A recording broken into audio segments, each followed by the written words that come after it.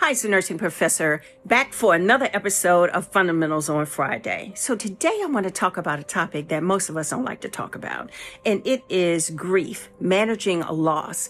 And nursing is primarily the healthcare professionals that are at the bedside when a person actually transitions. We're with the remaining family members. We are with that body to take care of that body as we prepare them to go to the morgue. And so let's talk about that. How does that really have an impact on us? And what does that even mean? All right. So a couple of vocabulary words I want you to be aware of. Palliative care. Palliative care is a decision that a person can make that they don't want a whole lot of heroics. Like they don't want any more surgeries, for example. However, they do want comfort care.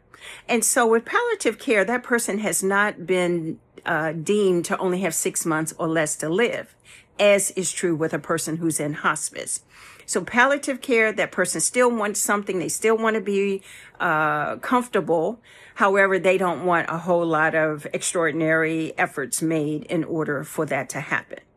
Hospice is when a person has been given 6 months or less to live, and that person has primarily decided comfort care is also important for them. So typically there's no G-tube feeding. There's not a bunch of IVs. There's not a lot of IV medications and things like that. It's mainly pain control, making sure that the person's mouth isn't too dry, that they are as comfortable as possible, as well as the support necessary for their family members as they are transitioning. Okay.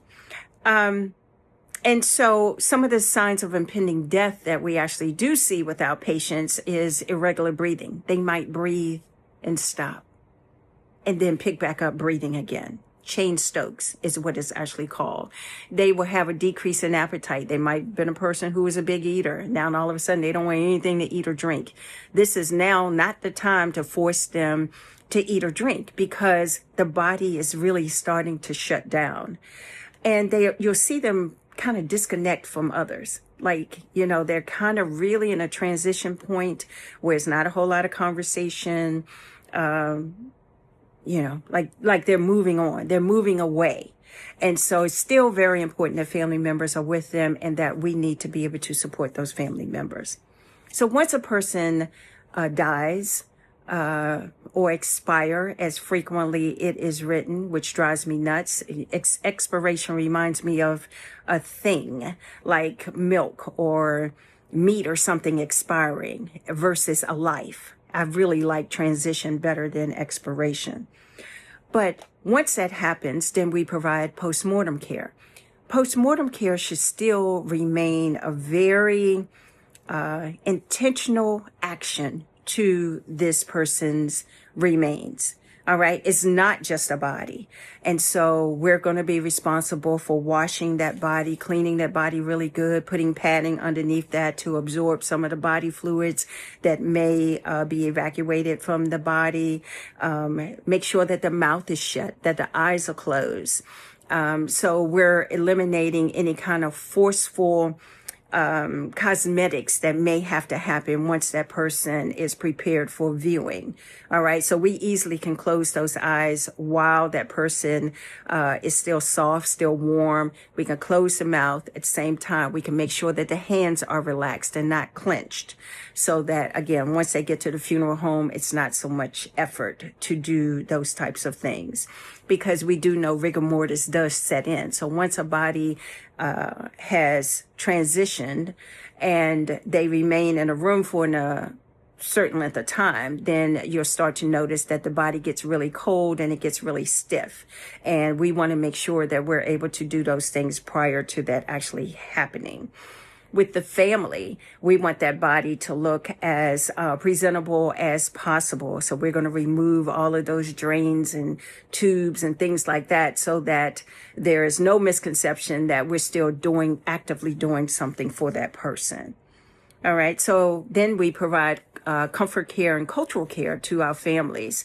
Now, you might not even be familiar with whatever that person's culture is, but we're going to go along with it because the person's family needs us to be there for them. And so that could be something like allowing them to anoint the body with a type of oil, or to allow them to cry and scream and do all the things like that, because handling death is very individualized, and you have no idea how you're going to handle it when a loved one actually passes on.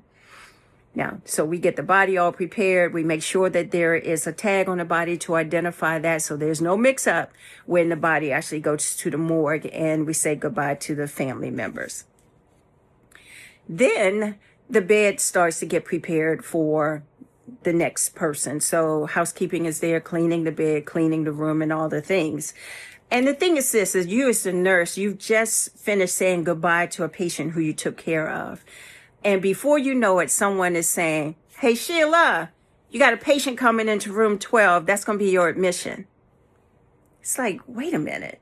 You know, what in the world? Can I just have a minute to digest the fact that I lost a patient?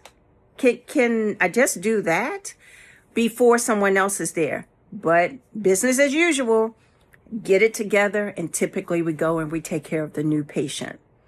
So what I want you to think about is this. How do you take care of yourself? Because we know that that's not healthy, right? So for me, it's always been some type of walk, of journaling, reflecting on the moments as to what happened, things like that. Sometimes even calling out from work the next day, because I really believe nurses need and deserve time off when they are grieving the loss of their patient. It is not business as usual. That is not the way human beings operate, and no one else is expected to do that but us. And so I'd like to leave you with a question of this. What do you do? How do you care for yourself after the loss of a patient? And this is true even if you're a nursing assistant, LPN, whatever level of healthcare that you're in as far as nursing. What do you do for yourself to make sure that you're okay?